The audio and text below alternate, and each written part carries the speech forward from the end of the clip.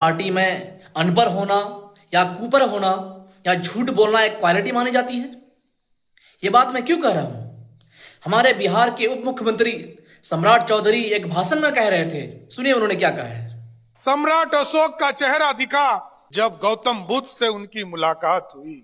भगवान गौतम बुद्ध ने जो शिक्षा दिया, उनकी जो करुणा थी, उस करुणा के साथ जब वो खड़ा हुए तो दुनिया में शांति का संदेश भी सम्राट अशोक ने दिया। साथ ये हमारे बिहार के उप मुख्यमंत्री सम्राट चौधरी एक बड़े नेता कह रहे हैं कि जब सम्राट अशोक ने गौतम बुद्ध से मुलाकात हुई और उनकी करुणा और उन करुणा के साथ जब सम्राट अशोक खड़े हुए तब दुनिया को शांति का संदेश दिया। लेकिन मैं पूछना चाहता हूं कि अनपढ़ होना आपकी क्वालिटी है या मजबूरी?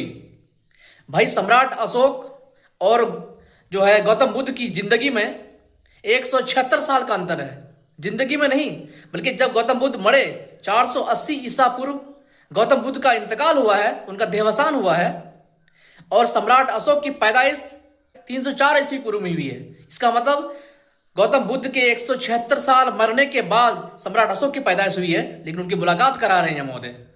और फिर वो क्या कह रहे हैं? जब सम्राट अशोक गौतम बुद्ध की करुणा के साथ खड़े हुए तब जाकर के जो है दुनिया में शांति का संदेश दिया। महोदय, आपको बताऊं मैं कि गौतम बुद्ध की जो बौद्ध ग्रंथ है, उस बौद्ध ग्रंथ के अनुसार सम्राट अशोक ने अपने 99 भाइयों को मार करके सत्ता हासिल किया था। और तो और उसी बौद्ध ग्रंथों के अनुसार सम्राट अशोक ने जब कलिंग पर 261 ईस्वी में आक्रमण किया था, उस आक्रमण में 1 लाख लोगों का नरसंहार उन्होंने किया था और 1.5 लाख लोग जख्मी और घायल हुए थे। वो सम्राट अशोक उसी घायल और हत्या नरसंहार को देख करके उन्होंने अपना जो है जिंदगी को बदला था। उसको आप दुनिया को शांति का संदेश बता रहे हैं। लेकिन ये बात आप इसलिए कह रहे हैं क्योंकि आपके पास ये क्वालिटी यही है।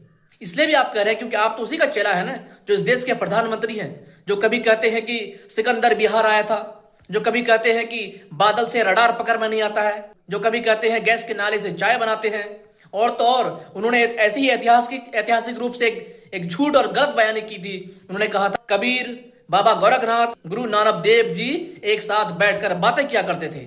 इतना बड़ा बवंडर, इतना बड़ा झूठ। लेकिन क्योंकि आप लोगों को पता है कि आप लोगों ने मूर्खों की टोली तैयार कर रखी है। आप लोगों के पीछे अंधभक्त खड़े हो चुके हैं। आपकी हर बात को वो सही मानेंगे और आपके गलत बयानी को भी वो सही मान करके उसको गलत को गलत नहीं मानेंगे, सही मानेंगे और उसको फिर फैलाएंगे भी।